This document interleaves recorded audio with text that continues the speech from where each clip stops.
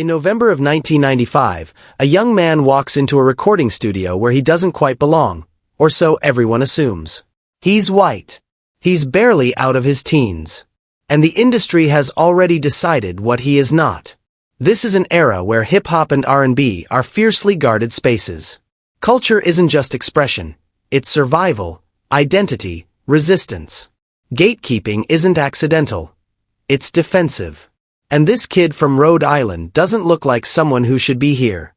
But what no one sees, what no one thinks to look for, is the clause buried deep inside a contract. A single line of fine print. A line that seems harmless at first. A line that will follow him for nearly 30 years.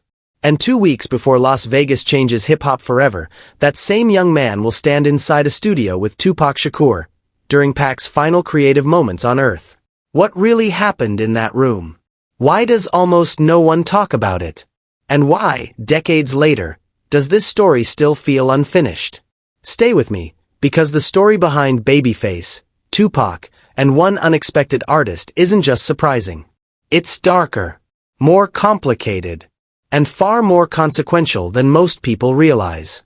A child born into sound. Providence, Rhode Island. November 11th, 1976. Jonathan David Buck is born into a household where music isn't a hobby, it's oxygen. His father, David Buck, teaches advanced music theory at the university level. This isn't casual instruction, this is counterpoint, orchestration, harmonic analysis, the architecture of sound. His mother, Linda, is a trained concert pianist, fluent in discipline, repetition, and emotional restraint. Music in this home isn't something you play. It's something you respect. Jonathan's siblings master classical instruments the way other kids learn multiplication tables. Precision is expected. Sloppiness is corrected. Expression comes after mastery. This isn't a typical family. It's a conservatory disguised as a home. But beyond music, there's another layer forming: identity. His mother is Jewish. His father is Dutch. 2 histories. 2 cultural lineages. 1 household. Yet Jonathan never fully claims either. He isn't religious. He isn't culturally anchored. He exists in the spaces between. So instead of choosing a side, he chooses something else entirely. Sound. Here's an early question worth asking. When a child grows up fluent in discipline but hungry for rebellion, where does that energy go? For Jonathan, it doesn't explode outward. It tunnels inward. The bedroom years. At 14, while most teenagers are chasing noise, sports, parties, distractions, Jonathan locks himself inside his mother's bedroom. Not to hide. To build. The room isn't glamorous. It's quiet. Dim. Filled with equipment most adults wouldn't recognize in the early 90s. Drum machines. Keyboards. Tape decks. Cables looping like veins. He isn't experimenting randomly. He's constructing. Beats. Arrangements. Full compositions.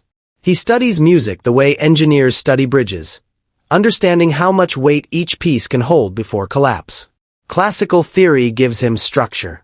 R&B gives him emotion. Hip-hop gives him urgency. When his family relocates to Alhambra, California, the collision becomes complete. East Coast discipline meets West Coast rhythm. European structure meets American instinct.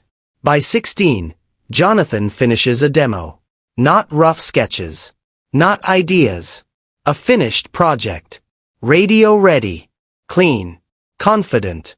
At 18, still technically a high school student, he does something reckless and brilliant. He checks himself out of class. Drives to Hollywood.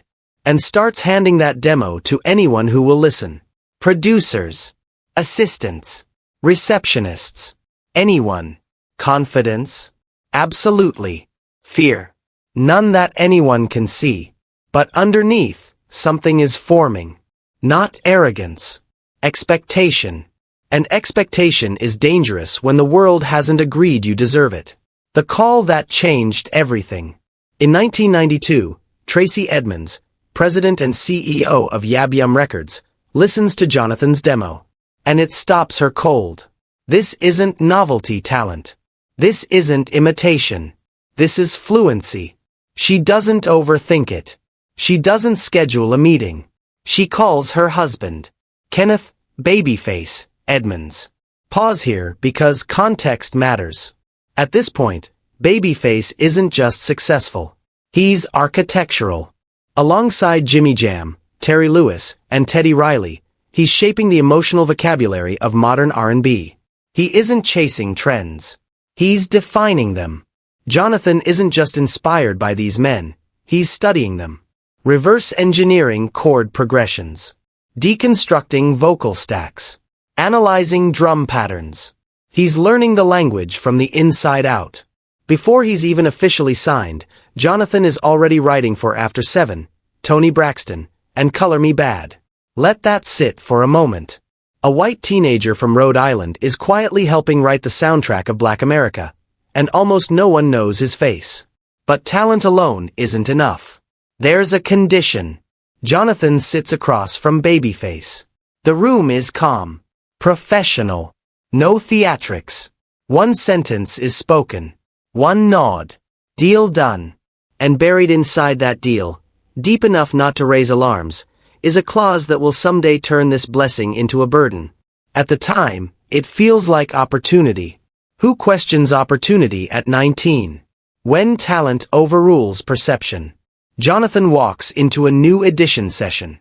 The group stands outside, relaxed, laughing, enjoying the moment. Legends in their own space. Jonathan, starstruck, socially unsure, walks straight past them. No greeting. No acknowledgement. No eye contact. He enters the building. Confusion ripples behind him. Some assume he's an engineer. Others joke he might be law enforcement. Someone finally asks, "Who is that?" And when the answer comes, something shifts. Because ability doesn't need explanation.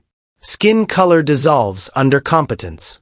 In rooms like this, respect isn't given, it's proven. And Jonathan proves it repeatedly. 1995. The year everything shifts. Jonathan releases Bonafide in 1995. The single, Someone to Love, featuring Babyface, begins climbing. Slowly at first, then relentlessly. Top 10 on the Billboard Hot 100. A Grammy nomination. But what really matters happens behind the glass. Traditionally, Babyface would demo the song. Guide the artist through the first verse. Step back. This time, something different happens. Babyface steps into the booth. He sings. Not casually. Not as a placeholder. Fully. Jonathan watches from the control room, stunned. He understands instantly. This isn't a demo. This is the take. Babyface finishes. Walks out. Come. Certain. I think we keep it like that. Pause again. What does it mean when a legend decides the demo is the final version? It means the song has found its truth. Jonathan's debut single becomes a duet with his mentor. The album goes platinum. Tours follow. Europe. Southeast Asia. #1 records.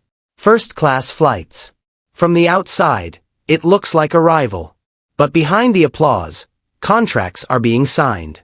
And inside those contracts, the nightmare is quietly taking shape.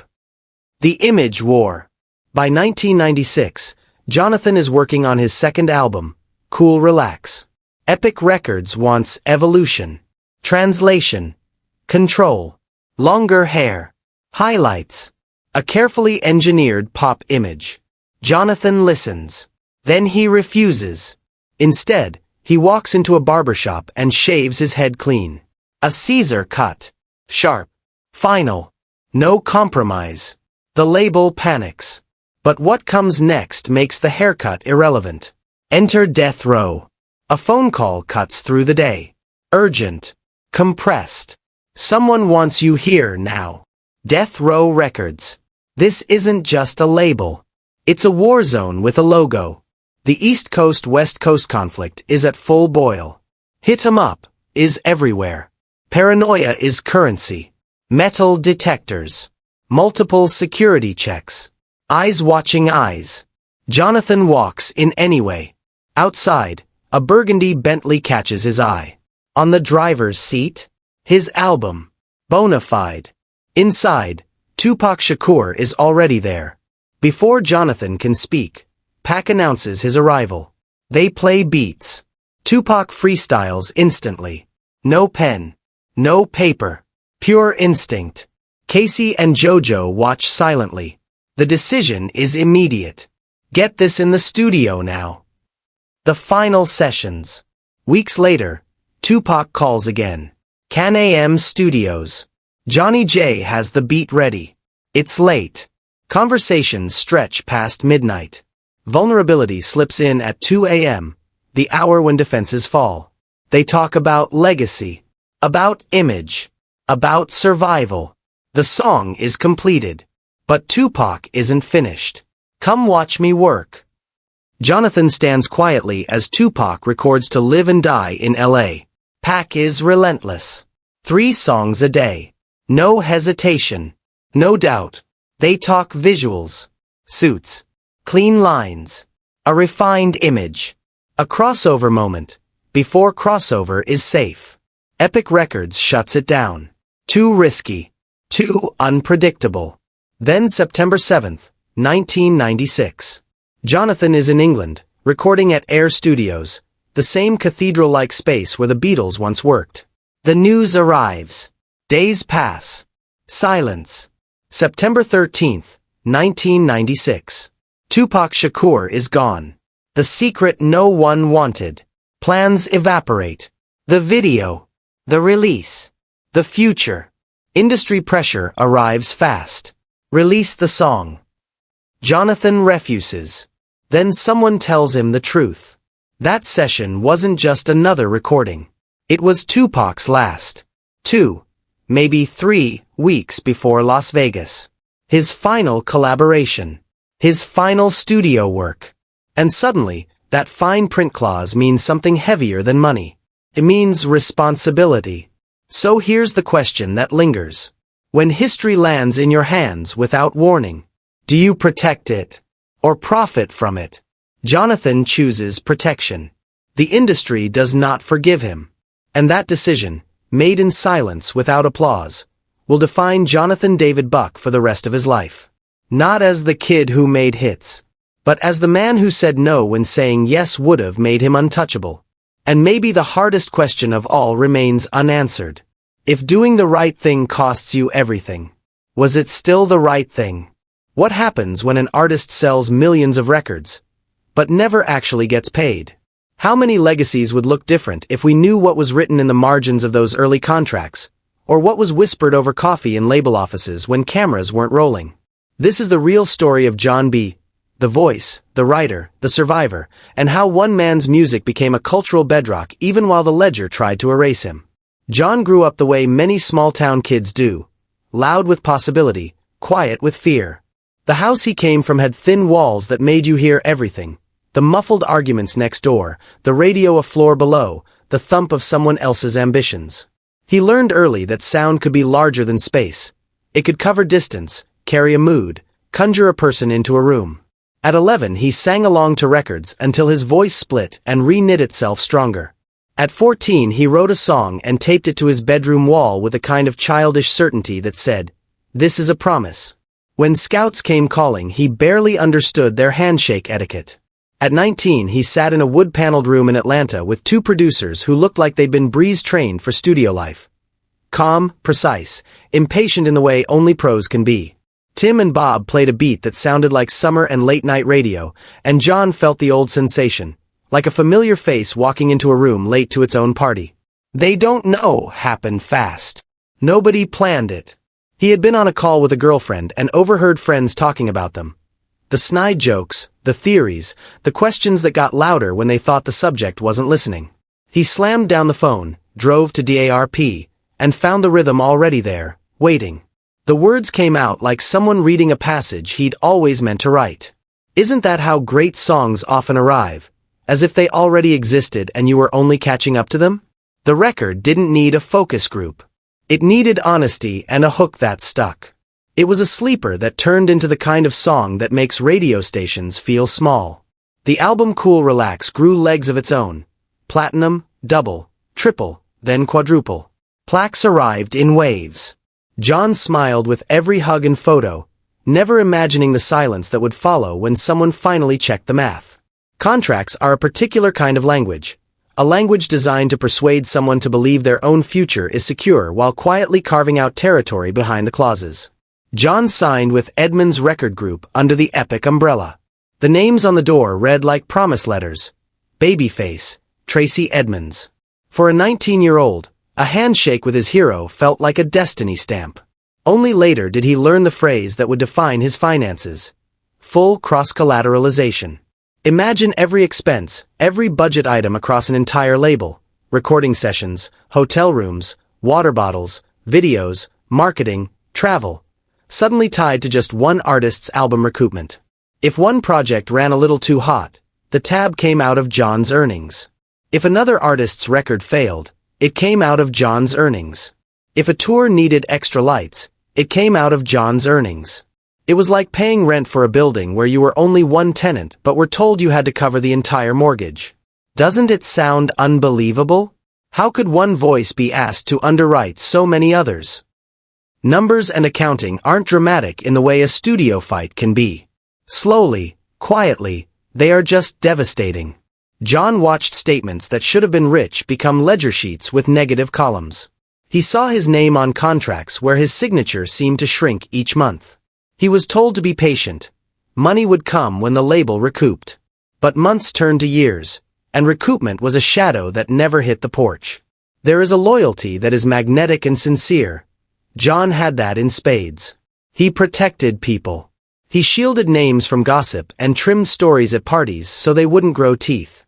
He tried to be a steward of relationships, especially when those relationships involved people he had once idolized. Babyface had been a hero, a guidepost, a man whose influence extended to the way John crafted a vocal phrase. That kind of reverence doesn't dissolve quickly.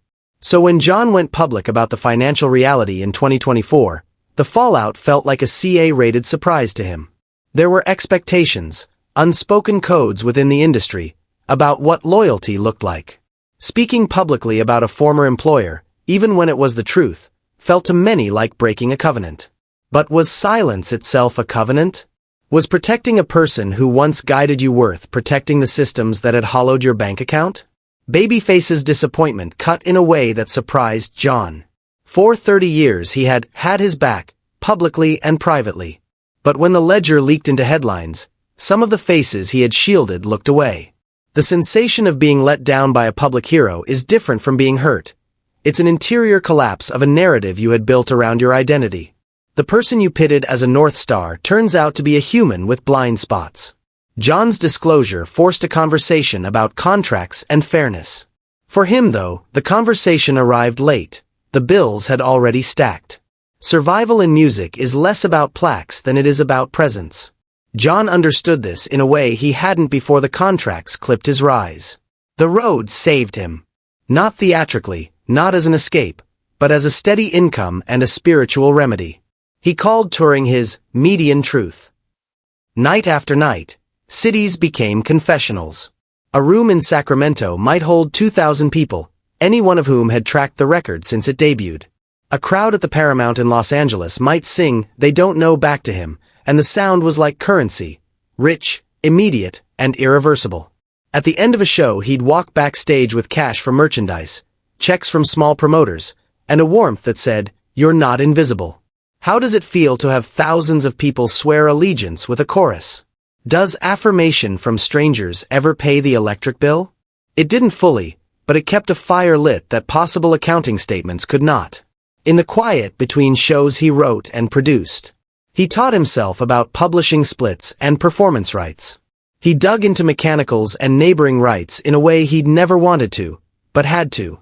If the industry would not untangle the terms for him, he would learn them himself.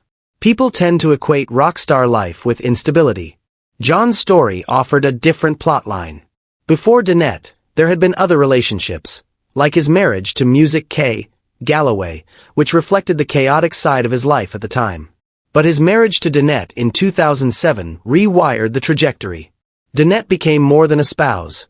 She was strategist, manager, consigliera, and conscience. She was meticulous about budgets, quietly brilliant on spreadsheets, and possessed of a patience that had nothing to do with being passive. Where the music business was frenetic and loud, Danette was the unassuming home base. She had an eye for what tours would be sustainable and what samples could be pursued without legal hemorrhage.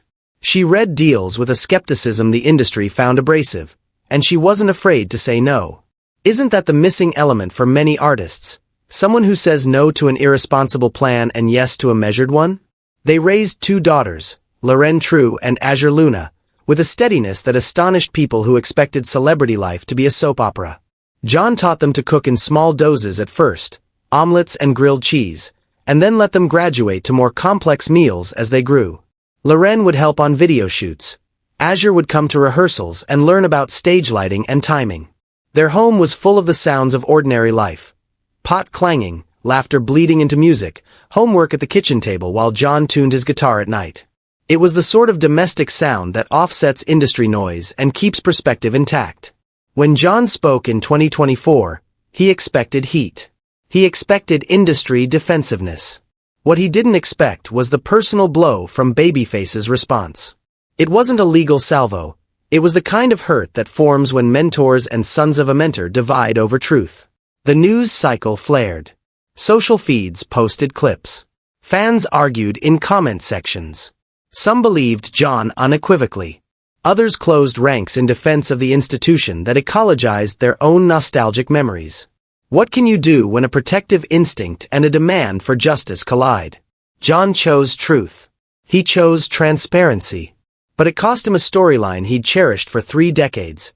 That his career owed everything to a man who also had his best interests at heart. He learned painfully that relationships had tens of layers, and public ones had thinner ones. The more notes you hold, the more precarious your balance becomes. Necessity breeds innovation. When standard revenue streams dried up, John invested in creative alternatives. Independent releases became the plan. He learned to navigate digital distribution and took control of his masters where possible. He learned the art of guest placement and leverage. Artists came to him not for gatekeeping but because of a mutual creative respect. His 2001 album, Pleasures You Like, had proved he could still place records on the charts, but the new era demanded control. By the time traceable samples of his work appeared in contemporary songs, Drake sampling They Don't Know, Chris Brown's reworking, artists like Ghana and Chloe Bailey reimagining elements, the echo of his influence became impossible to ignore. Yet the checks didn't always match cultural reach. How do we reconcile cultural ubiquity with personal scarcity? How can a voice be everywhere and the voice's owner be nowhere on a royalty sheet? There is a slow burn and there is a flash. John experienced both. The slow burn was the decades of negative recoupment. The flash was his 2024 interview that made people ask hard questions about label practices. The response was messy. Industry defenders claimed nuance. Artists and advocates rallied for transparency. John didn't want a witch hunt. He wanted a reckoning that might prevent what happened to him from happening to others. But the personal cost, public disappointment in his mentors, stung. He added complexity to a beloved career, and the narrative shifted. Was he ungrateful? Was he brave? In the end, perhaps he was simply honest. Honesty can make people uncomfortable, particularly when it hangs the complicity of powerful people in the same frame. After years without a studio album, months of careful writing, and nights of touring that taught him what mattered to audiences, John B. released Waiting on You on March 21, 2025. There was no corporate machine pushing it. There was no label interference. What stood behind the record was a family, a community, and a careful, lean operation run by people who loved him and demanded fairness. The guest list read like a testament to relationships built outside of contracts. Tank, Donnell Jones, Alex Isley, Rick Ross. The music felt like old school and new school at once. Familiar textures, fresh curves, the kind of craftsmanship that gives a chorus its power because the verse earned it. Danette executive produced. Their daughter, 18, did makeup on sets. The younger daughter cooked for the crew. It was family as production house. It was domesticity as art. The album debuted at number 2 on the R&B charts, and BET began rotating the videos again. At 51, John was not curling into retirement. He was rewriting the terms of what a comeback could be. Could independence be the real comeback? More impactful than the fleeting headline of chart placement? Does making your own choices count as success? Touring became less of a survival grind and more of a statement. Cities like Sacramento, Los Angeles, and Brooklyn sold out. On the Brooklyn stop, they handed him the key to the city. An artifact, yes, but also a symbolic gesture. John felt honored, but the moment that lodged in him was quieter. Mid-show, he dimmed the lights and said, "This one's for the people who stayed." The screen behind him flicked to life with childhood photos and backstage snapshots. He brought Danette on stage. The audience roared. In the crowd, a woman cried and the camera caught her face. Decades of fandom condensed into a single expression. He looked at Danette and said, "That's my baby right there." She laughed and waved, the kind of private victory that needs no PR team. Awards fade, plaque edges dull. But the chorus of a crowd is immediate and constant. That night in Brooklyn felt less like a victory lap and more like an affirmation. Whatever the industry tried, the music still belonged to the people. Even with touring and a steady set of independent releases, money was never a simple thing. John's estimated net worth in 2026, between $4 to $5 million, was tidy by many measures but awkward when compared to cultural reach. Drake, The Weeknd, and others sampling, reworking, or citing his songs. It begged the question, what should his number really be? Is net worth a neat measure of legacy? Many would say no. Influence is not balance sheets. But there's a difference between influence and equity, and John had wanted both. John never got bitter in the way people expect. He redirected energy into mentoring younger artists, teaching them about publishing splits and the trapdoors of recoupment clauses. He started a small foundation to teach music business fundamentals in community centers, paying tutors to explain how to read a contract line by line, because he'd watched too many hopefuls sign away something that wasn't theirs to give. How many young artists have been quietly educated into protections because one older artist decided to share his scars? Not all of John's actions were spotless. In 2025, he made a comment comparing Chris Brown to Michael Jackson in a way that sparked real anger online. Then came criticism of modern reinterpretations of "they don't know." John reacted publicly and was met with a storm. He had to walk back statements. He had to make public apologies. This was humbling. He could have doubled down. John chose to listen and to learn. He invited younger artists into the studio. He extended collaborative hands to those he'd seemed to critique from afar. He realized public statements can hurt deeply and that accountability is not a theatrical move. It's a sustained practice. John had always been fascinated by the intimacy of small shows. The Valentine's Day cruise he hosted in February 2026 was a natural fit. 3 days at sea, an intimate crowd, a closeness that venues can't replicate. He curated mood, set lists, and conversation. These weren't arena performances. They were evenings where people swayed with candles on tables and an artist who had learned to read a room better than most. Small joys accumulate. An 18-year-old daughter doing makeup on a video set and getting it right. A Meyer lemon pie cooling under a napkin in a green kitchen. A soundcheck where a chorus harmonized so perfectly that even the band cried a little. These were the stitches that held his days together when the industry tried to unravel him. John's resilience turned outward. He started working with writers, producers, and artists who wanted to learn how to keep control. Workshops. Seminars. Late-night sessions where he'd break down a publishing split on a whiteboard. He taught younger artists to ask for better language in their deals. He sat across from lawyers who were once his adversaries and asked them to teach him to teach others. Isn't it remarkable how a hard lesson can become a gift to others? John had accumulated bruises and then handed them out as bulletproof vests. He wasn't rewriting his past. He was trying to shield the future. Not every triumph is loud. There were small, private wins that meant more than a headline. The day John's oldest daughter stood on the stage to sing a verse of a song he'd written for her, he realized he had created a different kind of wealth. The day Azure cooked for a crew and the chef told her she had a real hand in the kitchen, he felt a pride that checks could not buy. The times Danette sat at the mixing board and suggested a lyric change that saved a chorus. Those were the victories that mattered most. How do you measure a life? Is it in bank accounts or in the way you raise your children? In the friends who stay? In the late-night demos that end up as beloved album tracks? For John, the sum of such quiet moments grew into a different sort of net worth. John was often asked, in interviews and in late-night conversations, what was the hardest part?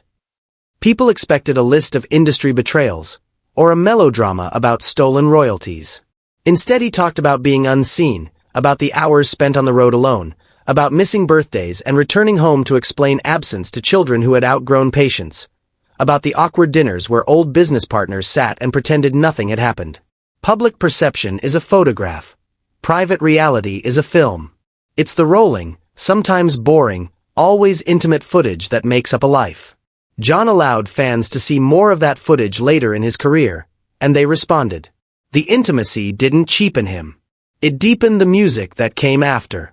John's life invites questions we don't often ask. What if he had not signed that first contract? Would his career have been better monetarily? Would he have had the same mentorships? Or what if the label had structured the deal differently? Would Babyface's career have looked different, too? These speculative threads don't change history, but they change how we consider responsibility. He asks new questions now. How can artists build wealth that lasts? How can the industry correct course without destroying the institutions that also incubate talent? Who will stand up for more equitable contracts when gatekeepers still hold keys?